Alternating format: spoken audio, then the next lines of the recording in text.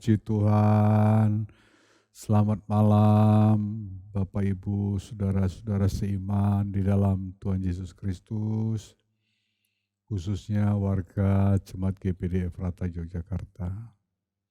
Tuhan memberkati kita semua, dan semoga kita senantiasa dalam perlindungan Tuhan, diberikan kesehatan dan damai sejahtera. Bapak Ibu Saudara sekalian,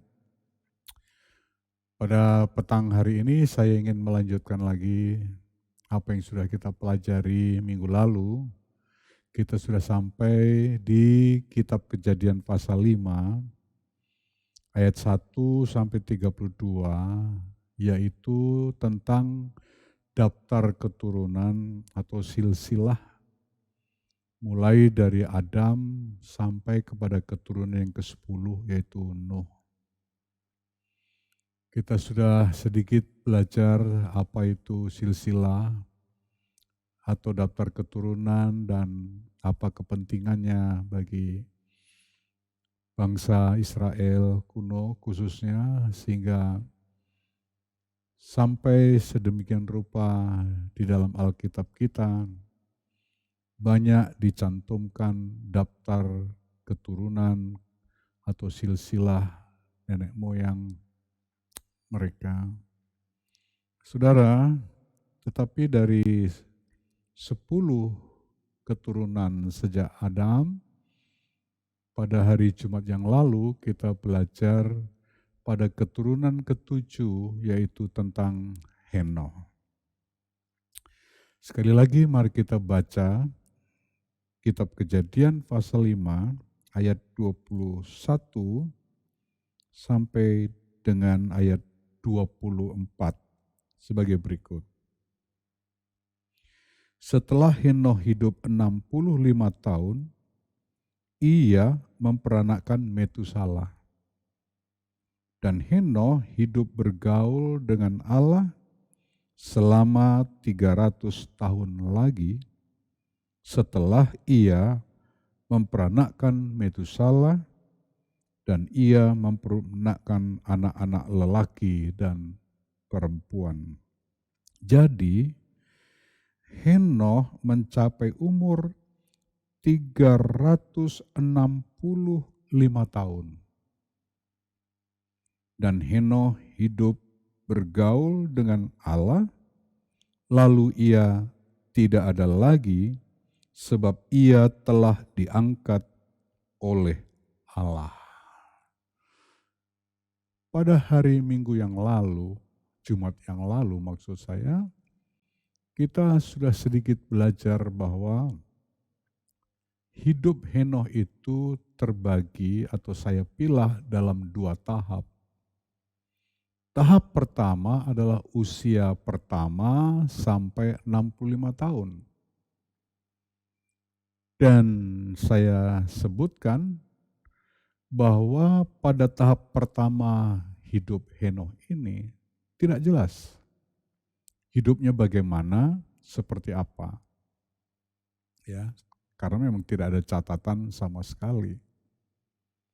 Apakah hidup selama 65 tahun di tahap pertama itu dipergunakan untuk semata-mata kehidupan memuaskan hawa nafsunya sendiri, melampiaskan keinginan dagingnya sendiri, atau hidup yang bagaimana tidak jelas. Tetapi jika kita melihat pada tahap kedua kehidupannya, yaitu pada umur setelah 65 tahun sampai 365 tahun, jadi tahap kedua itu dijalani selama 300 tahun, dicatat di dalam ayat yang kita baca sampai 2 kali. Pada tahap kedua selama 300 tahun hidup ini itu dipakai untuk kehidupan sepenuh-penuhnya secara maksimal, hidup bergaul dengan Allah. Jadi bisa kita tarik, jika dikatakan demikian pada tahap kedua, ada kemungkinan yang sangat besar pada tahap pertama kehidupan Henokh adalah kehidupan yang tidak dipergunakan untuk bergaul dengan Allah. Ya. Kehidupannya hanya dipergunakan bagi kepentingan dia sendiri, entah apa yang dilakukannya. Yang penting hawa nafsunya dipuaskan, keinginan dagingnya tersalurkan. Tidak peduli yang dilakukan itu berkenan kepada Tuhan atau tidak, menyenangkan hati Tuhan atau tidak. Tidak peduli apakah perbuatan dalam tahap pertama itu kehidupan yang kudus atau kehidupan yang cemar juga tidak ketahuan. Dan jika demikian, saya boleh mengatakan ada kecenderungan pada tahap kedua kehidupan Henokh adalah kehidupan sebagai orang fasik. Sebab di dalam surat Yudas ayat 14, pasalnya cuma 1, maka saya langsung menyebut saja ayat 14. Dituliskan di sana bahwa Henokh sebagai keturunan ketujuh dari Adam telah bernubuat bahwa pada akhirnya akan banyak orang fasik yang ada di muka bumi ini. Orang fasik disebutkan di sana orang yang suka mengejek, suka bersungut-sungut, tidak percaya kepada Tuhan, menuruti keinginan duniawi saja, bahkan cenderung menyangkal Tuhan. Dan orang fasik itu dinubuatkan oleh Henokh akan berhadapan dengan pengadilan Allah, penghakiman Allah. Nah, jadi kalau kita lihat dari hal-hal itu dan juga dibandingkan dengan tahap keduanya, maka sangat besar kehidupan Henokh pada tahap pertama adalah kehidupan sebagaimana orang yang fasik, orang yang tidak percaya Tuhan, orang yang lebih mengandalkan diri sendiri, memuaskan keinginan dagingnya, hawa nafsu duniawinya, cenderung menyangkal Tuhan, tidak percaya, mengejek Tuhan, dan lain sebagainya. Tetapi kita bersyukur, begitu ia memasuki usia, setelah 65, taruhlah 65 itu atau 66 tahun, sampai saat ia diangkat oleh Tuhan pada usia 365 tahun. Berarti selama 300 tahap kedua dijalani, hidup Henokh adalah hidup yang sepenuh-penuhnya bergaul dengan Allah. Dan apa yang menjadi garis batas, titik tolak, Henokh bisa mengubah hidupnya dari kehidupan fasik menjadi kehidupan yang bergaul dengan Allah. Ayat tadi yang kita baca berkata, setelah Henokh hidup 65 tahun, ia memperanakkan Metusalah. Dan Henokh hidup bergaul dengan Allah selama 300 tahun lagi setelah ia memperanakkan Metusalah dan anak lelaki serta anak perempuan lainnya. Jadi yang menjadi garis pembatas, titik tolak Henokh mengubah kehidupannya. Atau dengan bahasa yang populer kita, dia bertobat dari kehidupan orang fasik pada kehidupan yang mengenal Tuhan, percaya Tuhan, memperkenan hati Tuhan, bergaul dengan Tuhan. Titik tolak yang mengubahnya adalah setelah ia mempunyai seorang anak laki-laki yang diberi nama Metusalah. Kira-kira ada apa dengan lahirnya Metusalah? Sehingga kelahiran seorang anak Metusalah ini sanggup mengubah jalan hidup seorang Henokh. Dari kehidupan fasik menjadi kehidupan yang berkenan. Dan sampai ia bisa diangkat oleh Tuhan. Berarti kan pilihan pada tahap kedua Hidup bergaul dengan Allah itu hidup yang sangat berkenan kepada Allah. Dan itu juga sesuai dengan apa yang ditulis oleh penulis Ibrani di dalam pasal 11. Bahwa oleh karena iman, Henoh hidup memperkenan hati Allah. Oleh karena percayanya kepada Allah, hidupnya menjadi hidup yang berkenan kepada Allah. Dan saking berkenan kepada Allah, Allah menghargai dia, tidak mengalami kematian, sebaliknya dia diangkat oleh Tuhan. Nah saudara, ada apa dengan Metusalah?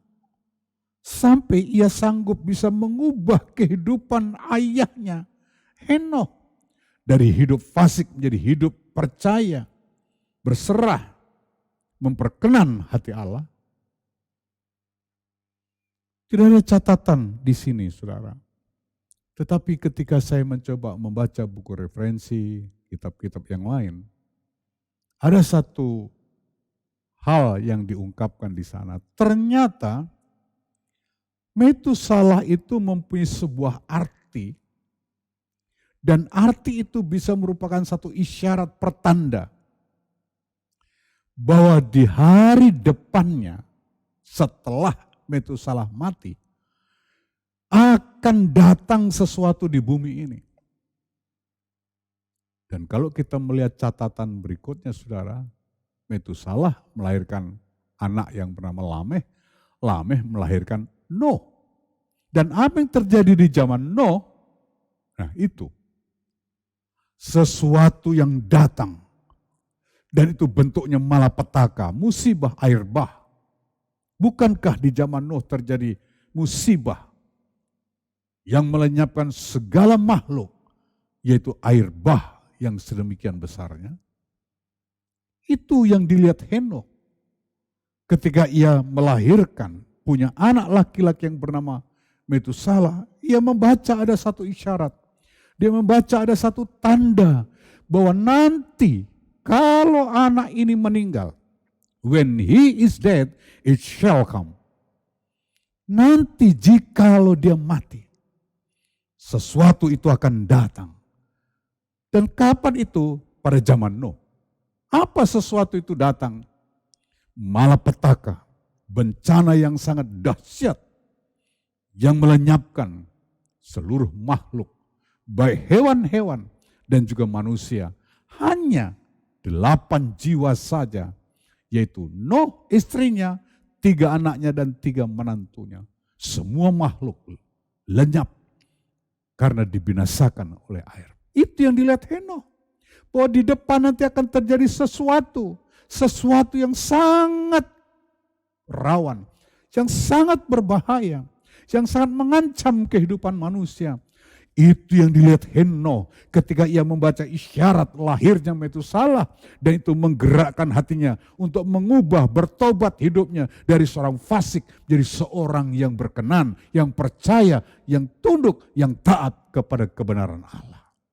Ini pelajaran penting. Kita juga diajar untuk selalu bisa membaca tanda-tanda zaman. Peristiwa-peristiwa yang terjadi hari demi hari, waktu demi waktu, seharusnya menjadi renungan kita.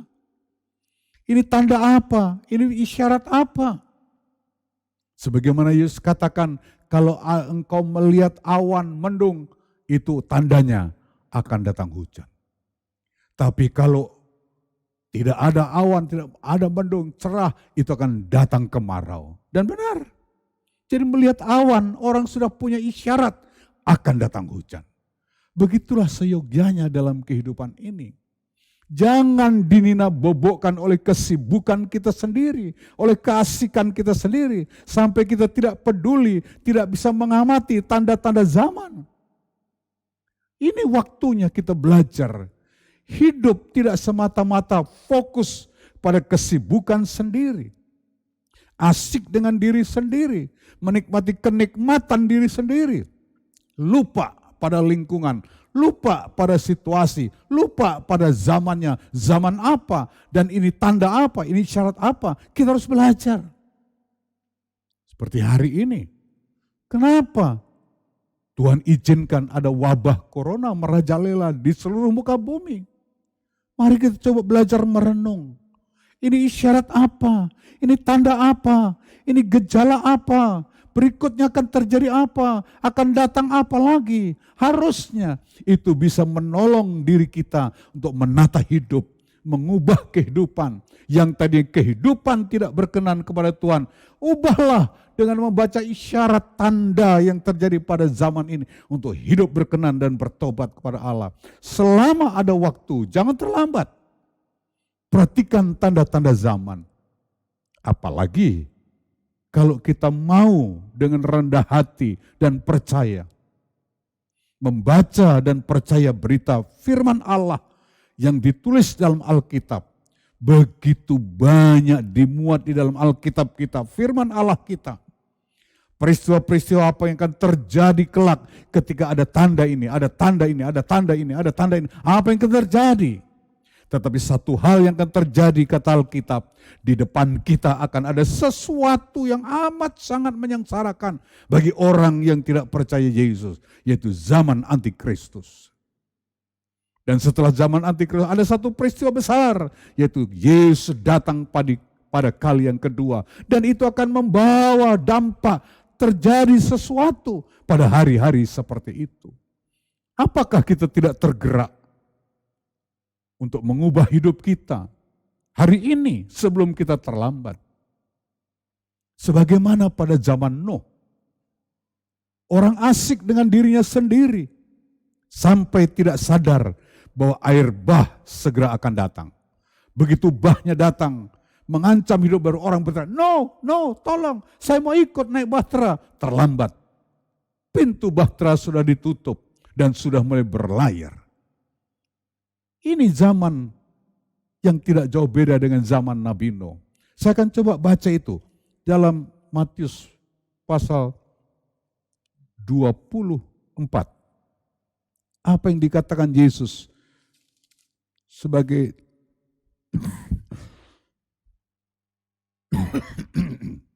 jawaban atas pertanyaan orang tentang tanda kedatangannya.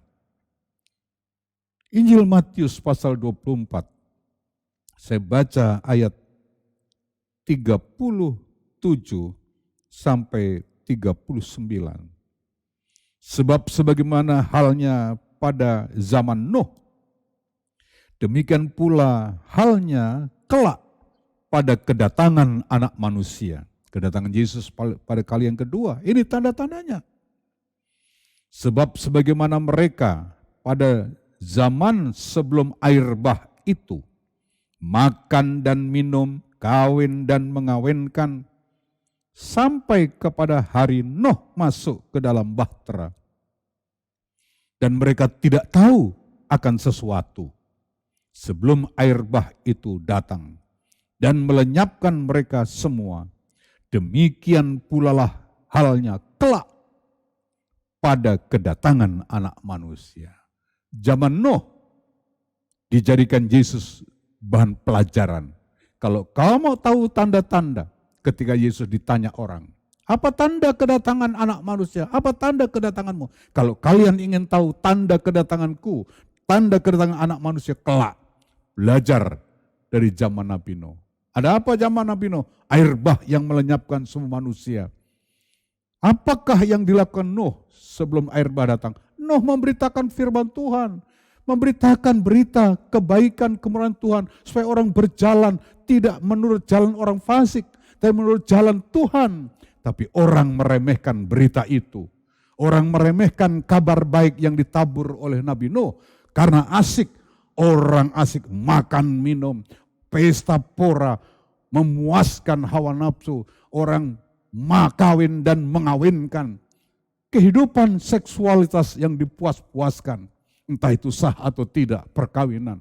Itulah gejala, tanda kehidupan zaman yang dilakukan orang-orang pada zaman Nuh sebelum air bah datang. Ketika air bah mulai datang, mereka baru sadar,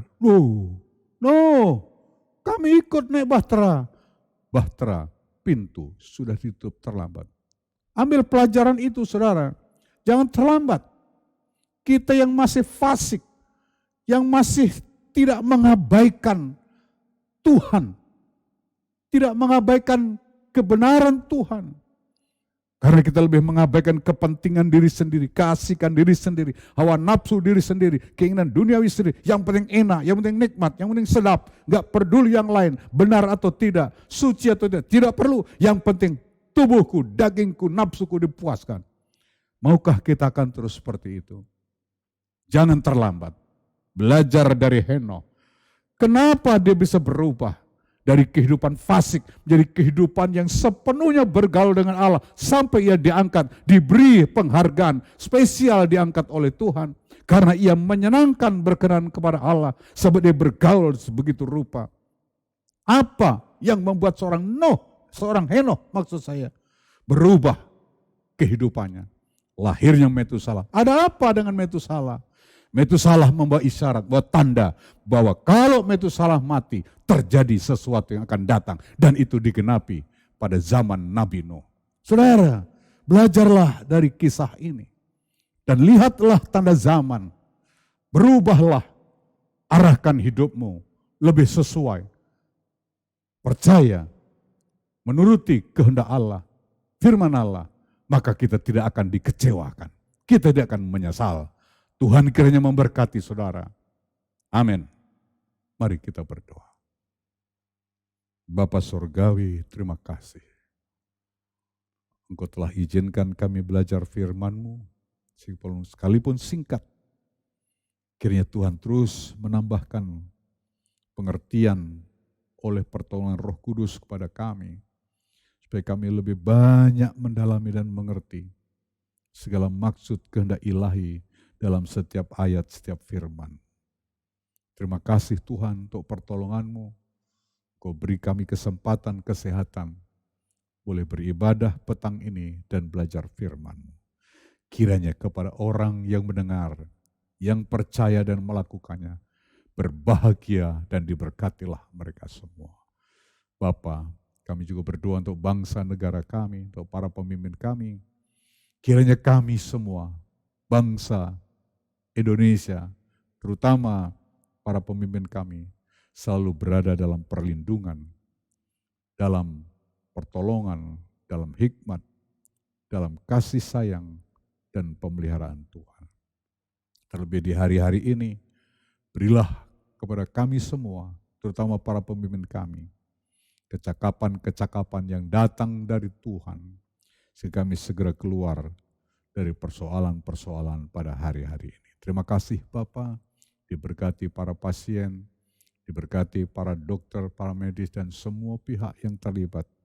Kiranya Tuhan menolong, memberi juga mereka sukacita mengerjakannya di tengah kelelahan mereka. Diberkati mereka semua. Bapa terima kasih, diberkati Jemaat Efrata yang telah beribadah bersama kami. Apapun kesulitan pergumulan mereka, kami percaya Allah sanggup untuk menolong dan membuka jalan. Engkau akan memelihara sebab Engkau Bapa yang tahu segala keperluan kami. Namun ajar kami lebih dari semua itu, lebih mengasihi Engkau, bersyukur dengan apa yang ada, dan selalu berserah di dalam segala sesuatu, mempercayakan segala sesuatu hanya kepadamu, sebab bagimulah segala-galanya. Terpujilah Engkau kekal selama-lamanya. Di dalam nama Tuhan Yesus Kristus kami berdoa dan terimalah sekalian. Segala kelimpahan berkat dan sejahtera dari Allah Bapa, Anak dan Roh Kudus, yakni dalam nama Tuhan Yesus Kristus. Haleluya, haleluya, haleluya. Amin.